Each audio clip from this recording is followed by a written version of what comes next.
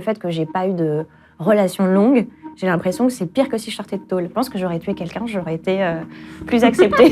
Je me suis retrouvée effectivement pour la première fois à rentrer dans la peau d'un homme. Je suis arrivée avec plein de certitudes sur comment fallait draguer une femme. Et en fait, sur les débuts, je me disais mais c'est fou, j'arrive avec plein de blagues, c'est génial. Et au bout d'une heure et demie, simplement au bout d'une heure et demie de ma première mise en situation, j'étais mais les femmes sont pas drôles ou quoi? Et je m'en suis beaucoup voulu. Parfois, j'en apprenais sur le niveau de critères. Lui, il me disait je veux telle femme qui ait tel niveau d'élégance, qui aime la musique classique, qui soit féminine, mais voilà. En fait, il voulait quasiment Nabila, mais qui va au musée. Je veux bien qu'elle fasse 1m70, mais avec des talons, faut pas qu'elle soit plus grande que moi, parce qu'à partir de ce moment-là, ça me dérange, parce que je supporte pas les baskets. Et j'étais waouh. Salut à tous, aujourd'hui on reçoit Laurie. T'as un métier assez particulier puisque tu aides les gens à trouver l'amour et de différentes manières. Donc actuellement, tu viens de cofonder une agence de matchmaking, c'est-à-dire une agence matrimoniale un peu plus moderne, tu vas nous expliquer ça. Et avant ça, t'as été coach en séduction sur les applications de rencontres. T'es là pour nous partager un peu ton quotidien extraordinaire, tes anecdotes les plus dingues et puis on a hâte que tu nous racontes tout ça. On va tout de suite t'apporter à boire, des petits gâteaux et on va passer à table. Très bien, allons-y. Avant de te servir de l'eau, il y a un chiffre dans le fond de ton verre. Je t'invite à regarder ce que c'est. Très bien, c'est 7. Est-ce que tu sais à quoi ça correspond? Non, ça me dit rien du tout. Eh ben, c'est le nombre d'heures par semaine que passent les gens sur les applis de rencontres. Les gens qui, du coup, sont sur les applis. Totalement vrai. Mais c'est beaucoup, non? C'est énorme et ça ne me surprend pas du tout. Le matin, quand on se lève, sur la partie levée et aussi sur la partie transport, donc transport en commun quand on s'ennuie. Ah ouais, les gens vont date sur leur truc. C'est ça. En fait, il y a ce côté où d'abord tu vas swiper, ça c'est quand tu es dans une démarche un peu active. Et dans les transports, c'est là où tu vas peut-être faire ton courrier, faire tes encours, suivre tes dossiers en cours et forcément un petit peu le dimanche soir. 2 millions de Français utilisent une application de rencontre. Oui, ça me choque pas du tout, et voire même on en utilise près de 1,5 voire 2 en même temps. C'est-à-dire qu'au-delà d'en utiliser qu'une seule, on mutualise avec plusieurs applications en même temps. Pourquoi est-ce qu'on parle d'appli de rencontre? C'est parce que du coup, Laurie, avant d'être matchmaker, elle a été coach en appli de rencontre. Alors, est-ce que tu peux nous expliquer qu'est-ce que c'est que ce métier? Effectivement, oui, c'était il y a un peu plus de 5 ans. J'avais été recrutée par une agence. Alors, ça s'appelait Dating Assistant. Donc, c'était choisir avec mon client la bonne application de rencontre pour lui, entre ceux qui préféraient avoir quelque chose où ça swipe, ceux qui préféraient rentrer en contact avec un peu tout le monde. Et le but, c'était effectivement de les aider à créer leur profil, donc de choisir les meilleures photos, d'écrire la meilleure bio. Et ensuite, ça allait effectivement jusqu'à prendre la parole en leur nom, c'est-à-dire de décrire à leur place toute la phase de séduction, donc de la première phrase d'accroche jusqu'à la promesse de rendez-vous. Ah ouais, donc c'est des gens qui se sentaient peut-être pas à l'aise sur les applis, qui avaient besoin d'aide, donc au-delà de faire du profil, tu parlais à des gens, quoi. C'est ça. Oui, c'est incroyable. Il y a un côté un peu Cyrano où on se met complètement dans leurs chaussures. Et en fait, effectivement, en termes de variété de profils, c'était aussi bien des personnes qui étaient, je dirais, assez timides, ne savaient pas comment faire et se sentaient peu en confiance, des personnes qui avaient un certain niveau de revenus et qui, pour le coup, voulaient plutôt sous-traiter cette partie-là en disant « Moi, je suis occupée, j'ai de l'argent, débrouillez-vous pour que ça fonctionne. » Trouvez-moi quelqu'un, quoi. C'est ça. Et en termes de tranche d'âge, c'était aussi extrêmement varié. Ouais, c'est vrai que j'aurais dit comme ça, que c'était plutôt des personnes âgées qui sont pas à l'aise dans les messages, les trucs... J'avais tout. J'avais des seniors pour qui je draguais en vous voyant et en parlant de chansons françaises. Du coup, tu dois t'adapter. Mais comment tu fais pour t'adapter Tu prends un certain temps, donc tu as à peu près 1 heure, 2 heures avec eux au téléphone auparavant pour t'imprégner au maximum de leur personnalité, aussi de comment s'organise leur semaine, parce que pour certains, tu vas devoir parler d'eux en disant moi, le mardi, j'emmène ma fille au judo, ou le mercredi, je fais ça. Donc, il y a ce côté compréhension de leur quotidien, compréhension de leur goût et de leurs critères, quel type d'homme ou de femme ils ont envie de rencontrer, mieux comprendre leur métier aussi. Parfois, j'ai été pilote, consultant en pilotage du changement, pour d'autres, j'ai été kiné, donc c'est important de savoir un petit peu ce que tu racontes sur ton métier. Ah oui, donc du coup, c'est vrai que tu dois apprendre des métiers, des trucs. C'est ça qui est vraiment passionnant, c'est que tu te retrouves à essayer d'absorber au mieux la personnalité de quelqu'un. C'est-à-dire que c'est plus toi qui parles, tu essayes de parler en son nom, sans jamais être trop. Si tu survends quelqu'un ou si tu parles en son nom d'une façon qui est déplacée, ça va se savoir tout de suite après au moment du rendez-vous. Oui, disons, admettons que le mec est pas très... je sais pas, c'est pas quelqu'un qui est très investi dans les couples, tu vas pas mytho et dire « Ah bon, on ira faire le tour du monde ». C'est ça, tu vas pas tenir des propos féministes sur quelqu'un qui a une vision assez traditionnelle parce que finalement, ça va être déceptif au moment du rendez-vous. Et ça t'est jamais arrivé genre de t'amouracher de quelqu'un? Parce que je suppose que tu leur parlais toute la journée, quoi, non? Il y a un moment où j'ai senti la forme de schizophrénie dans le sujet, dans les tout premiers clients que j'ai eu à gérer. J'ai eu une sorte d'étude de cas à faire pour être embauchée par cette agence. J'étais censée m'appeler Greg, j'étais justement consultant en pilotage du changement, j'habitais à Marseille et j'ai dû draguer sur Mythique informatique à l'époque, je devais valider 3 promesses de rendez-vous avec 3 femmes différentes. Et je pense que je l'ai vécu vraiment très à cœur. Je me souviens de mes premières heures où j'étais vraiment les yeux tout secs, en pyjama, j'essayais de les séduire, j'essayais de me mettre en place et je sentais que je le prenais pour moi. Et il y a une jeune femme, pour le coup, si elle m'écoute encore, son pseudo c'était Tuc Salé ou Tuc Soufflé, je crois. Et donc j'ai tout de suite fité sur le côté les petits gâteaux apéritifs et donc j'avais tenté de la séduire en disant qu'on allait faire une dégustation de chips à l'aveugle. Surprenamment, elle s'est mise à se confier beaucoup sur son ex qui avait certaines blessures, certains traumas qu'elle avait avec son ancien compagnon. Et donc je me suis vraiment très attachée à elle. Et au moment où la personne qui me formait m'a dit c'est bon, tu as été choisie, tu es embauchée. Et je dis maintenant qu'est-ce que je fais de Tuc Soufflé? Et elle me dit tu disparais. Et je me suis dit, l'idée de ghoster Tuc Soufflé m'a fait beaucoup de peine. Et je me suis beaucoup questionnée sur est-ce que je lui envoie des fleurs, est-ce que je lui explique qui j'étais. Et finalement, j'ai jamais pu m'excuser officiellement auprès de Tuc Soufflé de l'avoir dragué et d'avoir disparu. C'est chaud quoi, elle s'est fait ghoster. Je me suis sentie, me dit mince sur mon karma ou sur la façon d'être. Voilà, je me suis sentie un peu triste par rapport à elle parce qu'en fait, j'avais effectivement été efficace dans mon processus de recrutement, mais je m'étais pas projetée dans le fait que j'allais devoir la faire souffrir d'une façon ou d'une autre ou disparaître. Ah ouais. Et du coup, quand tu draguais des gens, je suppose que parfois tu te prenais un peu des vents ou quoi. Comment tu le vivais? C'est surtout au moment de ma mise en situation où je me suis retrouvée effectivement pour la première fois à rentrer dans la peau d'un homme. Et Okay.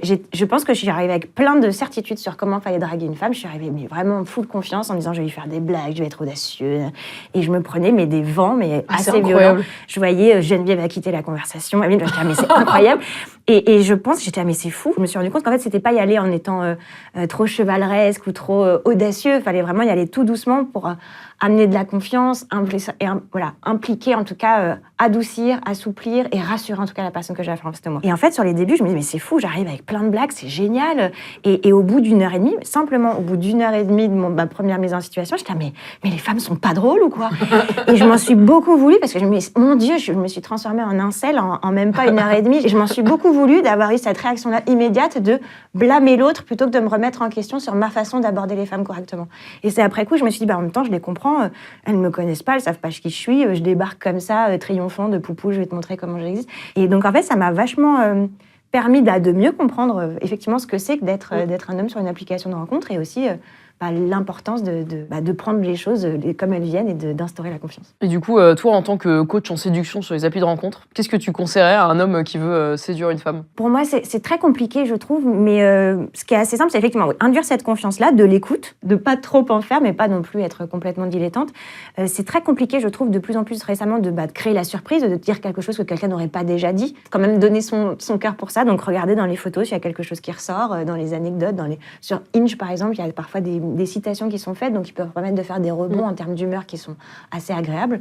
Mais non, il n'y a malheureusement pas de recette miracle pour ça, si ce n'est de tomber sur quelqu'un qui a envie de te répondre, qui a une disponibilité d'esprit et qui est elle-même ouverte à ça. Et du coup, ton rôle, c'était de faire le profil, de draguer la personne, et jusqu'au premier rendez-vous. C'est ça, jusqu'à la promesse de rendez-vous. Une fois qu'il y avait la promesse de rendez-vous qui était actée, je passais le relais, donc je donnais l'ensemble des informations. Mon client ou ma cliente avait accès à la conversation en temps réel, donc elle pouvait intervenir à tout moment et se nourrir de ce qui avait été dit, c'est-à-dire qu'il y avait construction de souvenirs ou blagues ou références, tout était déjà en place. Et une fois qu'on avait acté ce passage de relais-là, il passait généralement sur WhatsApp ou sur SMS pour se rencontrer dans la vraie vie. C'est quoi la période la plus longue où tu as dragué quelqu'un? Vu que moi j'étais en tout cas sur un forfait à l'heure, j'essayais de pas durer trop longtemps, mais c'est même ce que je conseillais à mes clients ensuite, c'est vraiment de pas trop traîner entre le moment où on commence à discuter et le moment où on propose vraiment de se rencontrer. Le but étant pas d'être sur une phase une phase de séduction un petit peu plus épistolaire trop longue en fait. L'idée c'est de rentrer directement. Et tes clients, du coup, une fois qu'ils voient la personne, qui voyaient la personne, puisque tu fais plus ce métier, est-ce qu'ils disaient direct que c'est quelqu'un d'autre qui draguait? Est-ce qu'ils disaient pas? En fait, j'avais souvent la question au moment d'attaquer une mission pour quelqu'un, c'était qu'est-ce que vous me recommandez d'être honnête ou de pas être honnête sur le dire ou pas le dire? Je leur disais toujours, faites comme vous le sentez vous, vraiment ça vous appartient. Pour moi, il y a quelque chose, alors c'est peut-être moi mon petit arrangement avec moi-même, mais c'est de la même façon que de dire c'est moi qui t'ai cuisiné ce repas alors que finalement c'était un traiteur. Il y a quelque chose du petit mensonge jusqu'à ce que finalement après la vraie vie prenne le dessus. Donc je me souviens de quelqu'un qui me disait je vais lui raconter, je vais lui dire, donc qui avait été en date, c'est quelqu'un qui s'est retrouvé à épouser, donc c'était super, j'ai été invitée à son mariage. Il a dit que j'avais été un peu coach de vie ou que je l'avais beaucoup aidé sans pour autant dire que j'avais pour c'est toi qui répondais au message. Ce niveau-là d'implication. Il y en a plein qui finalement ne le disent jamais, ça passe sous silence et je le comprends. Et pour d'autres où j'ouvre la porte, mais je pense pas que j'en ai qui étaient jusqu'à le dire complètement que j'avais écrit l'ensemble de la conversation. Ouais, puis c'est quelques semaines, c'est très furtif. Et justement, moi, je me focalisais, dans les débuts, j'allais beaucoup dans l'intimité, je les faisais se confier et tout ça, mais de la même façon, ça impliquait que moi, je me confie au nom de mon client ou de la personne ou de ma cliente. Là, au final, je restais sur des choses qui étaient de l'ordre de l'humeur, de la compréhension, de mettre la personne en confiance, de créer cette envie de se rencontrer, ce petit déséquilibre et cette petite excitation. Mais j'allais jamais dans quelque chose trop en profondeur parce que le but, c'était de se rencontrer et de faire cet effet de reset. C'est plus d'amuser la personne, de dire un peu les bons mots pour des gens qui n'auraient pas le Ouais. temps ou qui savent du tout, enfin pas du tout faire. Amuser, c'est sûr. Rassurer aussi. Pour certains, c'est est-ce que c'est vraiment une vraie personne en face? Est-ce que je peux lui faire confiance? Il y a beaucoup de, en particulier du point de vue des femmes, mais aussi du point de vue des hommes, quelque chose d'un peu prouve-moi que tu es, voilà, mets-moi dans de bonnes dispositions, rassure-moi sur le fait que tu me veux du bien. Est-ce que tu peux un peu nous raconter des cas qui t'ont marqué Parfois, j'en apprenais sur le niveau de critères de certains hommes, mais certaines femmes aussi, hein, c'est tout, voilà, tout genre confondu. Lui, il me disait, je veux telle femme qui ait tel niveau d'élégance, qui aime la musique classique, qui soit féminine, mais voilà. En fait, il voulait quasiment Nabila, mais qui va au musée. C'était assez franc. Et c'était, je veux bien qu'elle fasse 1m70, mais avec des talons, faut pas qu'elle soit plus grande que moi, parce qu'à partir de ce moment-là, ça me dérange, parce que je supporte pas les baskets. Et j'étais, waouh, Lionel, on va restabiliser vraiment les enjeux et ce qui est en train de se passer. Là, il a un problème. En tout cas, au-delà de ça, mais il y a plein de gens qui ont une liste de courses hyper aboutie, qui est souvent justement une accumulation de en fait, faut aussi qu'il aime les chiens, faut aussi que. Voilà, il y a des moments où c'est nos différentes blessures précédentes qui font qu'on rajoute encore des critères en plus.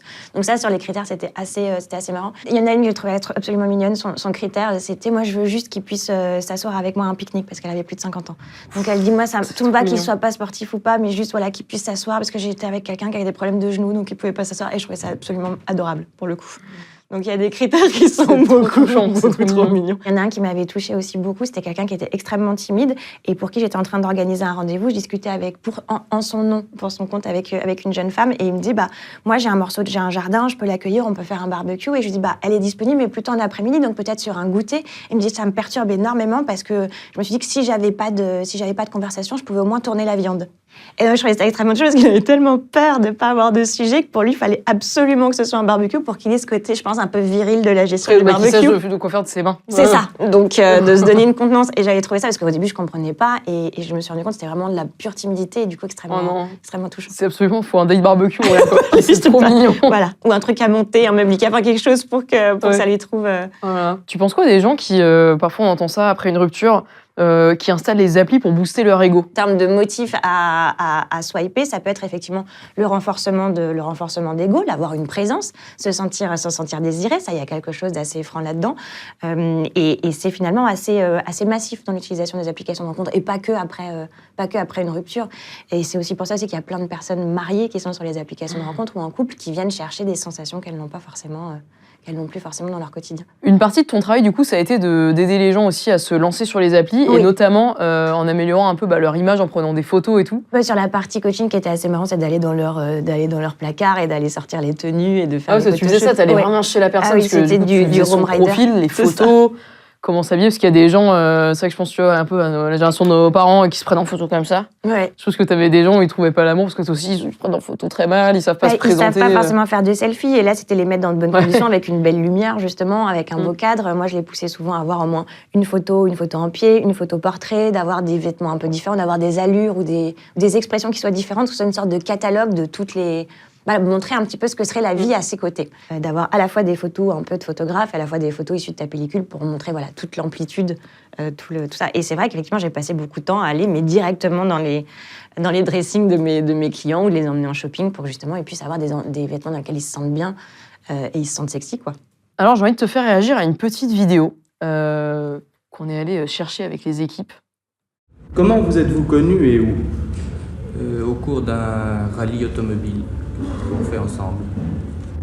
Dans un bal, Près du village? à 3 km de Saint-Martin. Il y a combien? Il y a 3-4 ans, mais enfin, il y a 2 ans que nous fréquentons.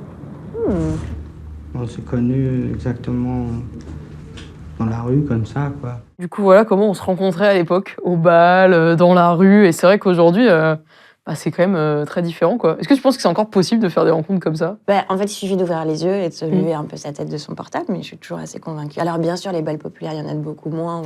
Ou les balles musettes. Les balles musettes. Mais non, j'en suis complètement convaincue. Et effectivement, c'est pas évident. En tout cas, ce sentiment d'isolement que tout le monde a, de solitude, ou en tout cas d'incapacité à rentrer ou à mélanger les cercles, oui, ça se ressent, donc je vais pas aller contre le vent par rapport à ça. Mais oui, il y a vraiment une possibilité de recréer nous-mêmes de l'étincelle de quotidien, de rapport aux autres, de spontanéité, j'en suis convaincue. Est-ce que tu penses pas que rencontrer quelqu'un dans la vraie vie, c'est devenu un petit peu moins parfois attirant pour les gens, justement parce que sur les applis, en fait, on a un peu notre pool de personnes et je crois qu'il y a même certaines études scientifiques qui prouvent que parfois, en fait, plus on a le choix, moins on se décide. Alors, effectivement, il y a ce côté, la course au choix, en tout cas le fait de la profusion de choix ou d'options, fait qu'on ne revoit plus les choses de la même façon. Quand on me le dit souvent, si je rencontrais quelqu'un dans un bar, j'aurais moins le temps de regarder les critères, son âge, son signe astro, est-ce qu'il fume, est-ce qu'il veut des enfants. Enfin, il y a quelque chose qui est de l'ordre de l'immédiateté. On devrait se foutre de certains critères, mais on nous en donne trop. On se retrouve à être comme sur Amazon ou sur un site de vente marchand où on se dit, faut que je compare l'ensemble des critères un à un, que j'ai une approche hyper rationnelle. Par exemple, moi, j'ai eu beaucoup de discussions, j'ai fait beaucoup d'entretiens avec des célibataires, justement, qui, pour le coup, mettent beaucoup en avant leur regret de ne plus avoir de rencontres de façon organique et naturelle. Ce côté organique, ce côté « je voudrais rencontrer quelqu'un naturellement, par magie et simplement », c'est ce qui justifie aussi leur dégoût des applications de rencontres et le fait que ce serait moins propre, moins sain, moins magique par une application de rencontre ou par quelque chose qui est par un outil quelconque. Je me souviens d'avoir vécu des moments sur les applications de rencontres qui sont et romantiques et romanesques, c'est aussi lié à la façon dont tu le vis. J'avais eu un crush qui était un conducteur de TGV allemand, de la Deutsche Bahn, et on se laissait des poèmes à la gare de l'Est, tu vois, et jusqu'à ce qu'on se rencontre. Et je trouve qu'il y a moyen, où il y en a un que j'ai rencontré, alors pas dans le noir parce que c'était creepy, mais à l'époque, au tout début de l'atelier des Lumières, on s'était rencontrés sans se parler. Donc il y avait quelque chose aussi où on pouvait finalement, on peut toujours, si on le veut, je pense, injecter du romantisme, être un peu en dehors des sentiers battus. C'est toi qui crées tes règles aussi sur la façon dont tu as envie de rendre magique tes rencontres, quoi. Et t'as pas rencontré des gens, clients ou autres, qui étaient au final un peu accros aux applis? Parce qu'il y a toujours ce truc de, quand t'es dessus, tu dis, mais ça se trouve, 3 swipes plus loin, il y a une personne qui me plaît encore plus, quoi. Mon but est de vraiment éduquer non pas au slow dating en tant que tel, mais reprogrammer, rééduquer son cerveau et son corps à un autre rapport au swipe compulsif. Et j'ai beaucoup de gens qui sont arrivés en me disant, moi, je ne veux plus les applications, j'en ai soupé, mais pour le coup, j'en ai eu un qui m'a dit, j'étais devenue addict aux applications de rencontre, je veux plus faire ça, parce que ça m'a rendue et égoïste et déconnectée de mes sensations, et effectivement un peu trop accro, donc je veux m'en dessaisir et je vais passer par Felicity pour ça. Ok, bah écoute, Felicity, ça tombe bien que t'en parles. On va en parler plus longuement, et parce qu'on va passer au plat. Nuggets. On t'a cuisiné un petit croque-monsieur, un peu particulier. Mais c'est trop mignon.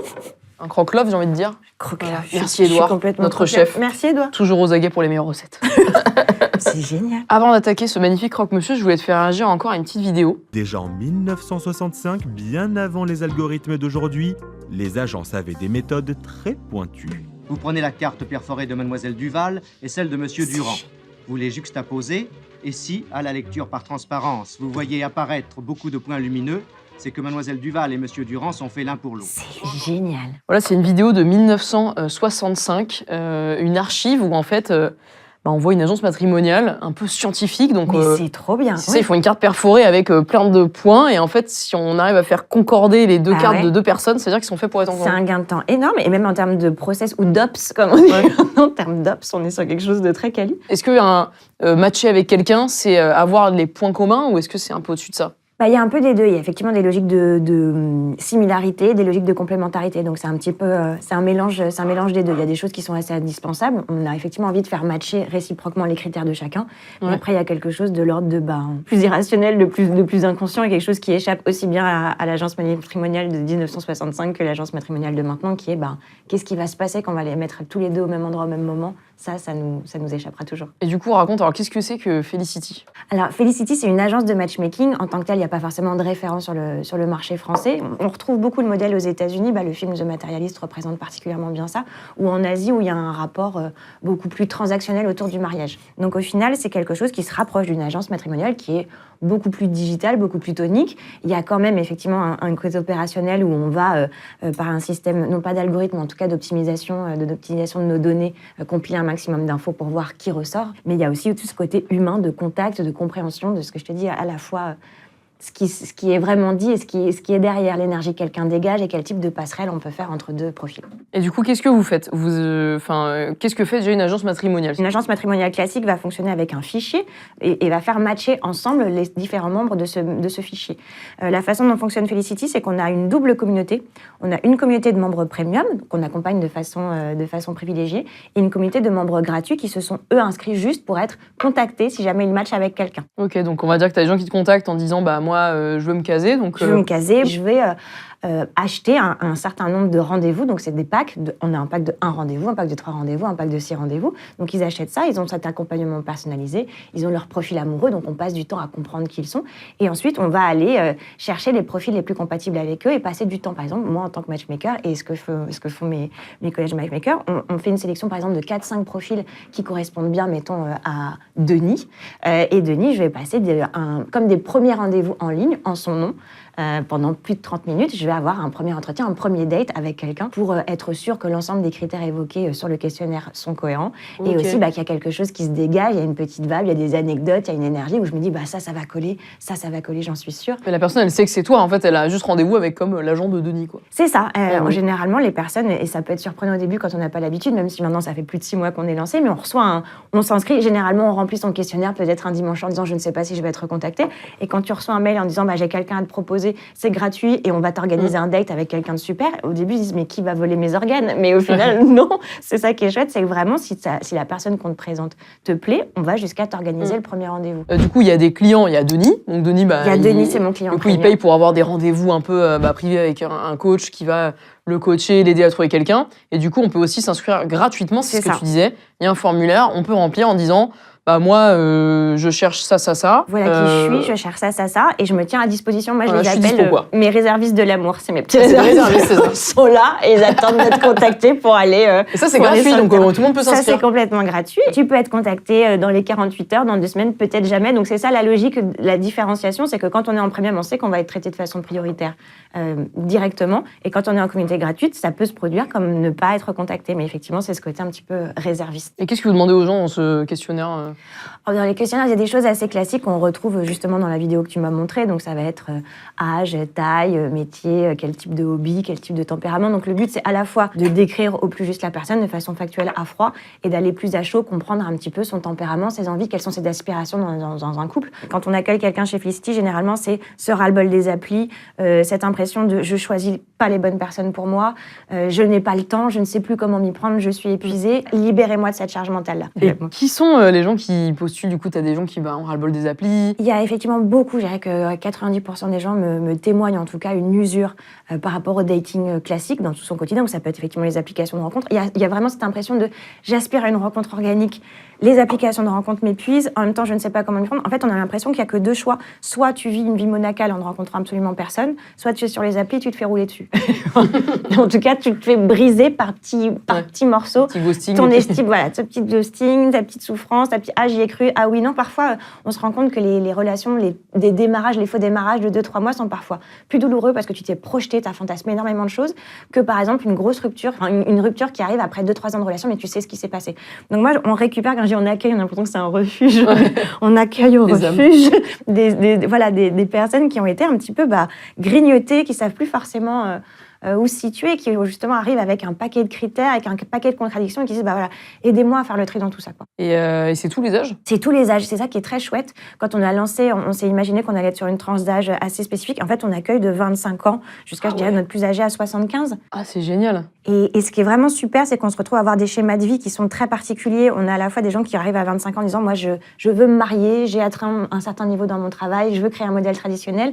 Et j'ai aussi des et de plus de 70 ans qui sont hyper inspirantes, qui ont eu 2, 3, 4 vies amoureuses, qui peuvent avoir connu un divorce, être veuf aussi, et me dire moi je suis prête à trouver l'amour, je fais du kitesurf, j'ai mon métier, donc en fait on a vraiment aussi bien des premières vies amoureuses que des 2e, 3e, 4e vies amoureuses. Est-ce que tu en as parfois qui formulent des demandes un peu particulières? En fait, on entend beaucoup de choses. Le rapport à l'âge est très franc. Okay. Pour beaucoup, on se rend compte, et c'est quelque chose qui me mobilise énormément, que tout le monde est persuadé de ne pas faire son âge.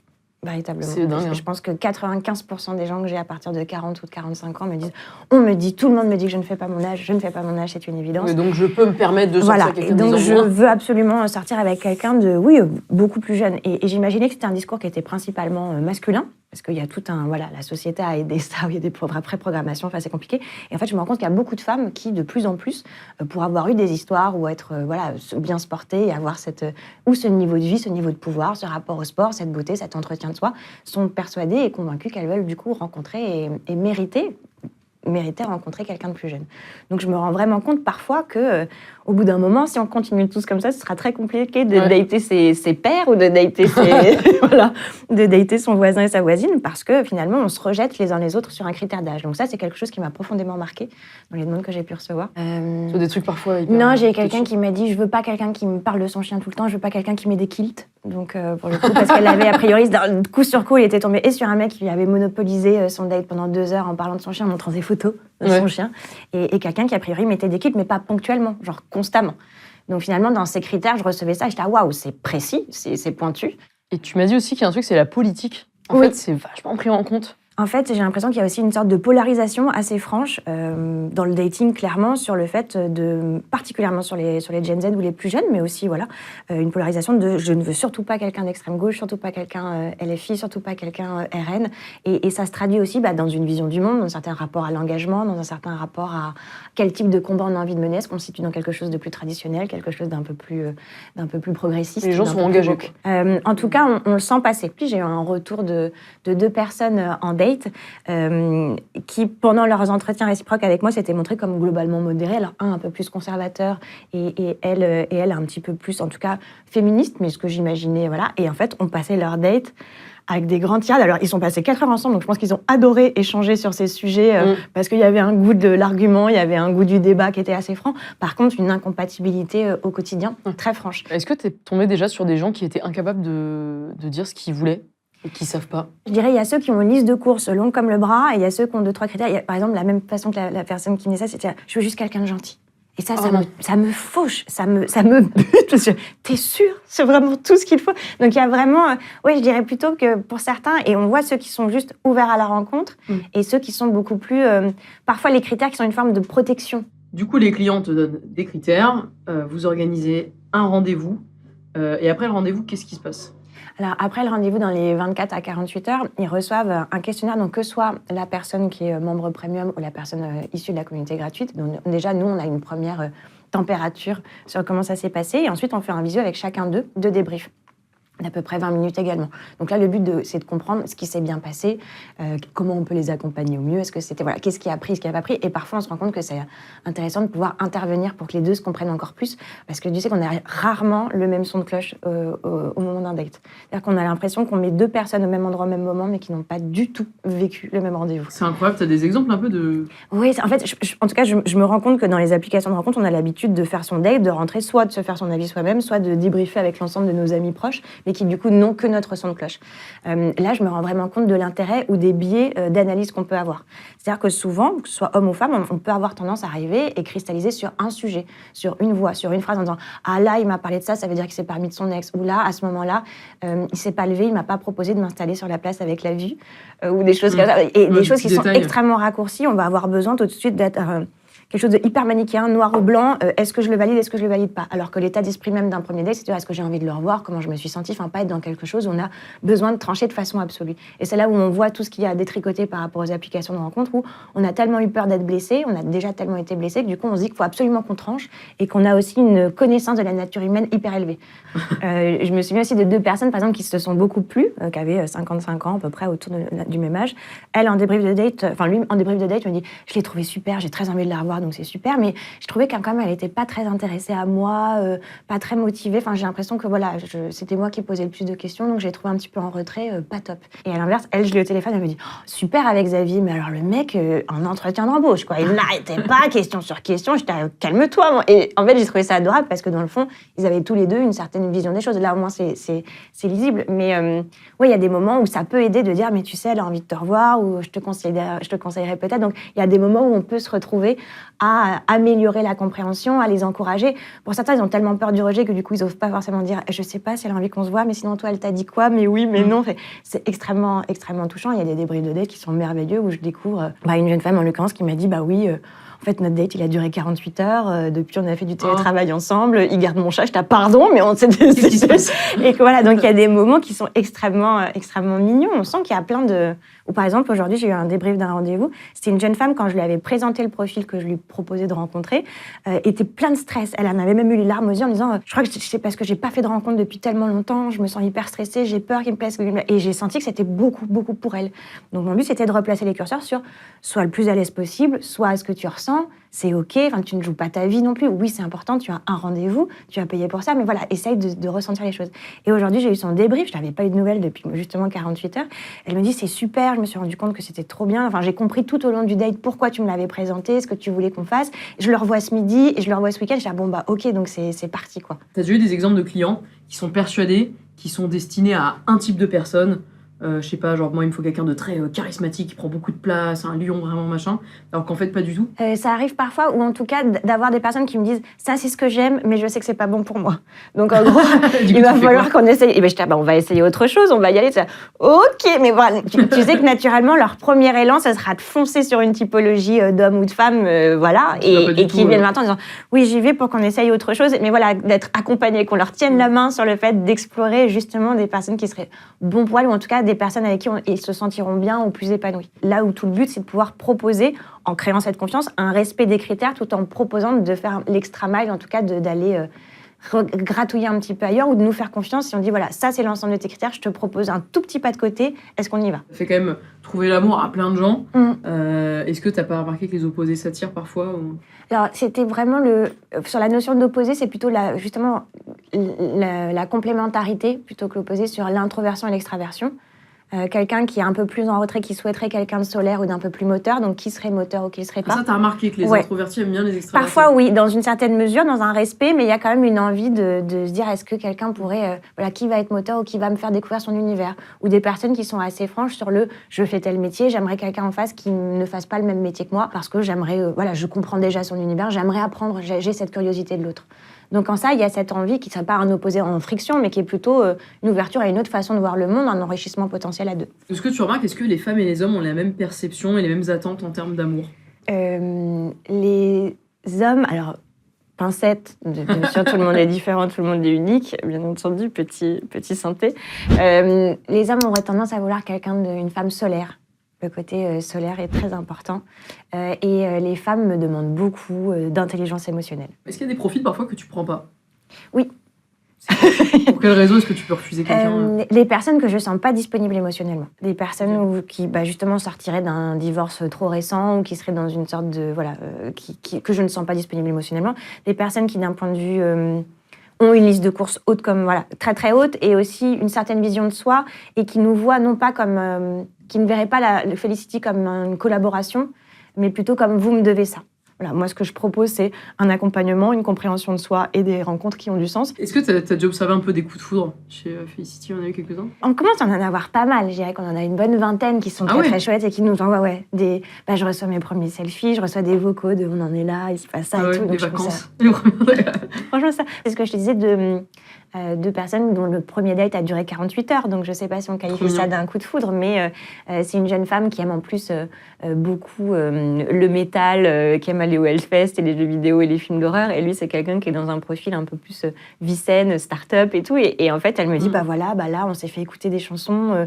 Là, je vais aller le suivre. Il va faire un marathon dans telle ville. Donc, je vais y aller aussi pour l'accompagner, pour être là. Enfin, il y a quelque chose où on sent qu'il y a une évidence, il y a une envie de construire ensemble qui était hyper forte, quoi. Et tu dirais que Felicity, c'est fait pour qui? Je dirais que Felicity, c'est fait pour les personnes qui ont envie de mieux se comprendre, qui en ont effectivement marre des applications de rencontres et qui sont capables, qui ont envie de revenir à une rencontre différente, de se réapproprier leur vision d'eux-mêmes et de la rencontre et de se dire je vais essayer de dater différemment. Ok. En fait, en revenant à quelque chose d'assez classique, mais je vais accepter de réfléchir, je vais accepter d'être accompagnée, je vais accepter peut-être de rencontrer, de se rencontrer soi-même et de rencontrer quelqu'un d'autre. Écoute, je te propose qu'on fasse un petit jeu, parce que notre équipe de graphistes talentueuses nous a fait...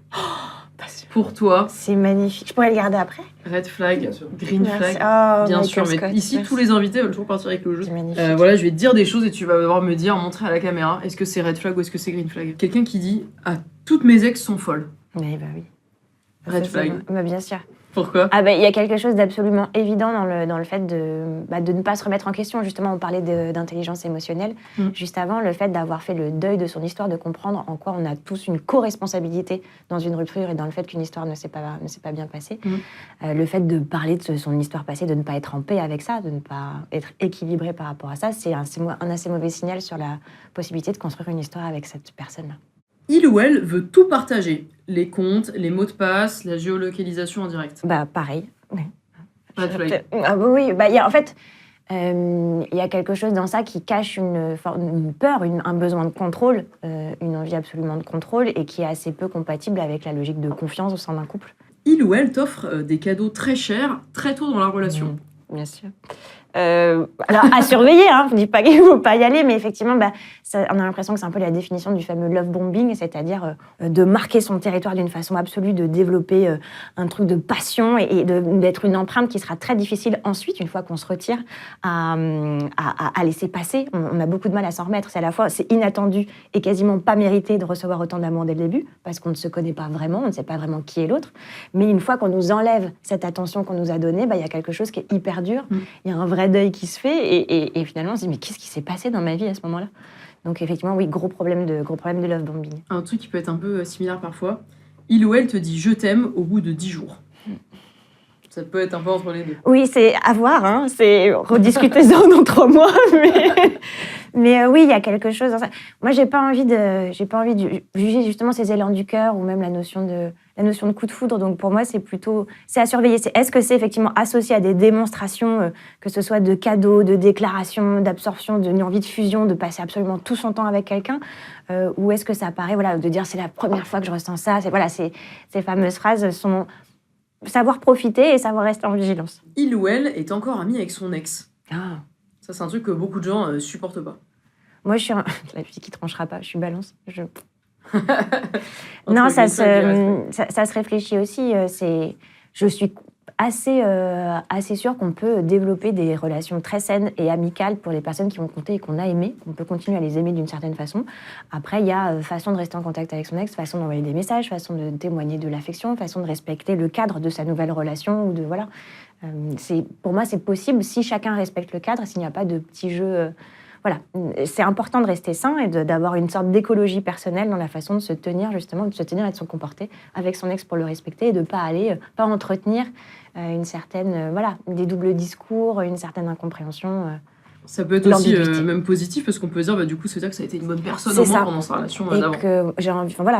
Mais c'est effectivement un titre personnel. Moi, je suis restée amie avec certains de mes ex, voire même beaucoup. Je suis fière d'avoir maintenu cette amitié-là, qu'elle se soit transformée, de me dire, je sais pourquoi je les ai appréciés, je sais aussi pourquoi je ne suis plus avec eux. Et je suis heureux quand ils m'annoncent un mariage, un bébé, de pas être exclue de leur vie, même si pour autant, je ne les vois pas toutes les semaines, je suis pas forcément plus intégrée que ça, mais ce respect de ce qu'on a vécu... Je trouve ça important. N'hésitez pas à me dire en commentaire d'ailleurs si vous êtes encore potes avec vos ex, parce que c'est un sujet à chaque fois assez compliqué. Il y a vraiment tous les avis là-dessus. Alors, green flag ou red flag, si la personne n'a jamais été en couple avant. On imagine à un âge plutôt 30 ans, pas 18 ans. Ça se creuse pareil. Je sais pas trancher. J'ai un gros problème à trancher. C'est à réfléchir.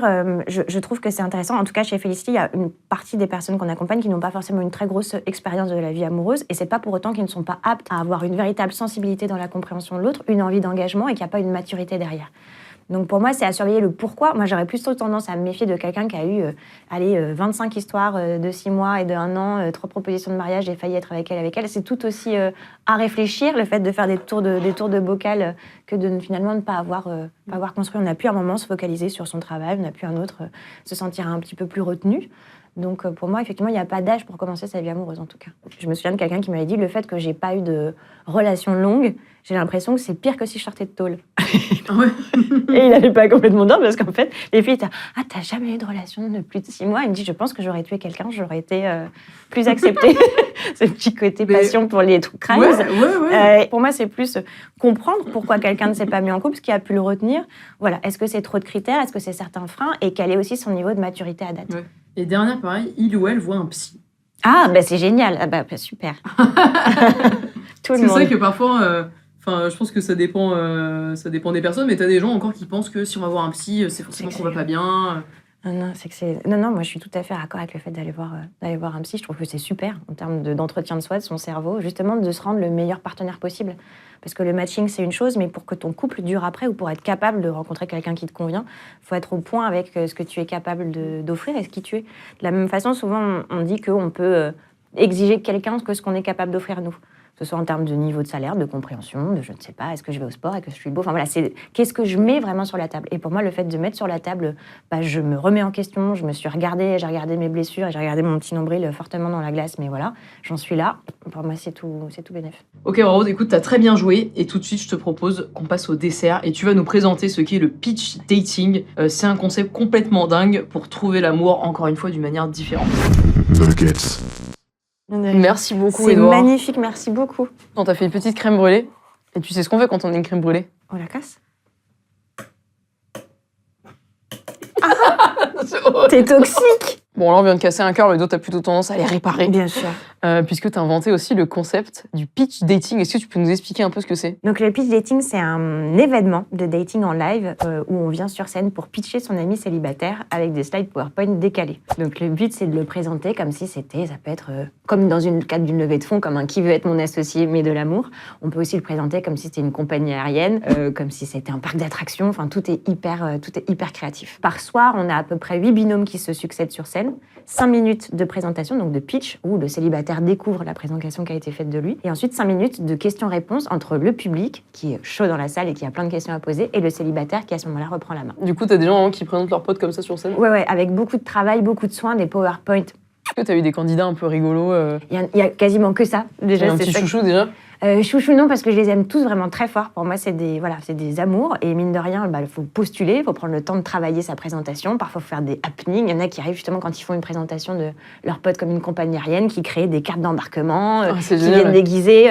Il y en a un qui a déjà présenté son pote comme si c'était un Pokémon. Donc, il avait créé sa carte Pokémon. Il avait et vraiment magnifique recto verso avec les différentes forces, avec les numéros. Fond, ouais. C'est assez chouette de voir aussi jusqu'où ils vont pousser l'exercice créatif au-delà du PowerPoint.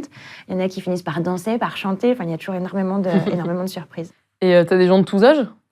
Pour le moment, je dirais qu'on a commencé plutôt sur une cible jeune, mais c'est pas récent, parce qu'on a commencé à Paris, donc c'est plutôt 25, 32, 34. Après, j'ai des demandes pour tout type de tranche d'âge, et on a aussi fait l'année dernière, on va le refaire, une version pour les seniors, pour les 60+, qui s'appelait Old is Gold. Et donc les personnes, par contre, on mettait à l'honneur le lien intergénérationnel, donc les personnes qui venaient pitcher étaient plus jeunes, étaient généralement 25, 30, 40 Les ans. enfants Ça peut être des enfants, ça peut être ton ancien prof de piano. Il y en a un qui est venu pitcher la dame qui l'épile. Donc vraiment, c'était son esthéticienne qui était depuis passée à la retraite. Et en fait, il s'entendait hyper bien. Donc il est venu pitcher cette dame-là. C'est dingue de pitcher comme ça sa mère ou son père sur scène pour trouver l'amour. C'est adorable. C'est vraiment adorable. C'est hyper touchant. Et tu m'avais parlé du cas d'une Geneviève. Geneviève, iconique. qui a été pitchée, qui est quelqu'un qui est une artiste incroyable, donc qui est une très belle femme, qui a plus de 70 ans, et qui, elle, m'expliquait que sur les applications de dating, elle mettait entre 40 et 100 ans.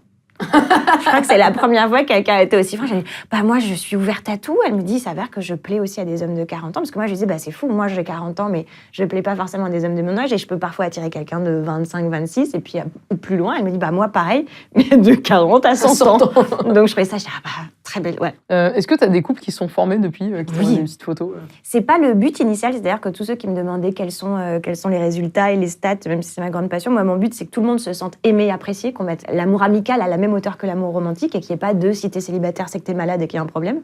Mais pour l'autant, ça marche hyper bien parce qu'en fait, à la fin de chaque présentation, on met un QR code pour contacter le célibataire. C'est la possibilité, quand tu as un coup de cœur pour la personne qui est sur scène, soit de lui poser une question directement, soit de lui payer un verre après, soit si t'es un peu plus discret, un peu plus timide, tu as pris le QR code de son Insta, d'à peu près tout ce que tu veux et tu peux lui envoyer un petit DM.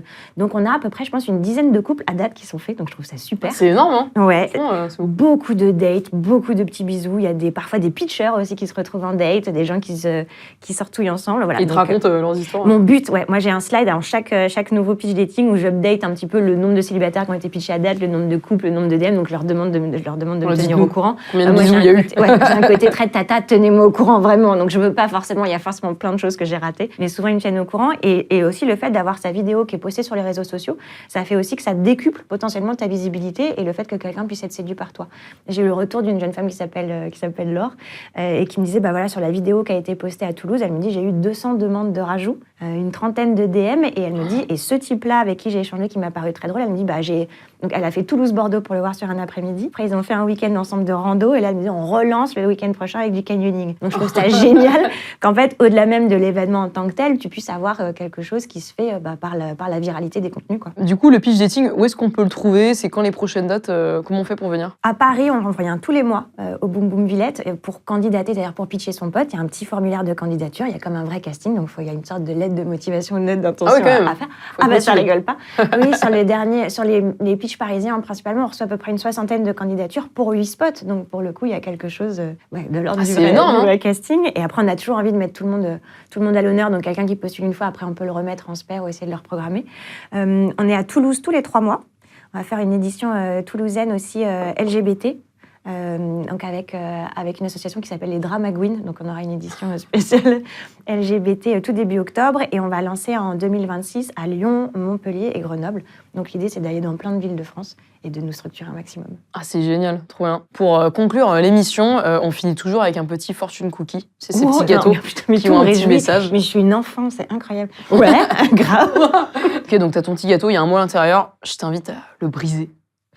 Pour découvrir la citation contenue. Ça marche vraiment hyper bien sur moi, ces trucs-là. Oh là là, c'est magnifique. Je vais chialer. Tu dois lire à haute voix. C'est la rencontre avec soi qui fait naître la vraie joie. Mais je suis tellement d'accord. Ça fait partie de cette chose-là où pour moi, alors c'est pas le fameux, c'est pas la destination, c'est le voyage qui compte, mais il y a clairement ça. Pour moi, l'amour de soi et la rencontre, se rencontrer soi-même, c'est tout aussi important que la rencontre avec l'autre. Parce qu'on passe toute notre vie avec nous-mêmes, généralement. Donc, a priori, il vaut mieux être amoureux de soi que... Et tu penses que... Est-ce qu'on peut être heureux en couple si on n'est pas déjà heureux tout seul? Alors, moi, je suis assez ce côté, tant que tu t'aimes pas toi-même, c'est foutu. Non, je suis pas d'accord. Je pense qu'il n'y a pas de meilleur moment. Enfin, faut toujours... peut toujours être en couple. Après, il y a potentiellement des choses à régler ou des choses qui, dans ton couple, vont te faire de toute façon te confronter à tes peurs, des effets de miroir, des blessures qui remontent. Ça, c'est une évidence. Mais le fait d'imaginer être complètement guéri de tout et d'être absolument prêt et d'avoir le meilleur job et d'avoir rentré dans sa taille 36, enfin, d'être prêt, absolument prêt, je trouve que non. Il n'y a pas de meilleur moment, enfin, on peut toujours se lancer pour trouver l'amour. Eh ben écoute, c'est un joli mot de la fin. Merci beaucoup Laurie, c'était hyper intéressant, toute cette discussion qu'on a pu avoir avec toi. Je vous mettrai en description les liens de Felicity si vous voulez jeter un coup d'œil, vous inscrire dans la commune gratuite ou avoir une vraie rencontre avec un coach comme Laurie. On vous mettra aussi les liens du pitch dating si vous voulez participer, juste pour aller boire un verre et rigoler, ou même si vous voulez présenter un ami. N'hésitez pas à nous écrire si vous aussi vous avez une vie assez extraordinaire et des anecdotes à raconter. Voilà, l'adresse email qui est en bas en description. Et Laurie, merci beaucoup. Bah, je t'en prie, j'espère que t'as passé un bon moment. Ah, mais un super échange et un très bon repas en bonus. Donc autant dire que moi je suis au sommet. Merci à tous et à bientôt sur Nuggets pour d'autres interviews.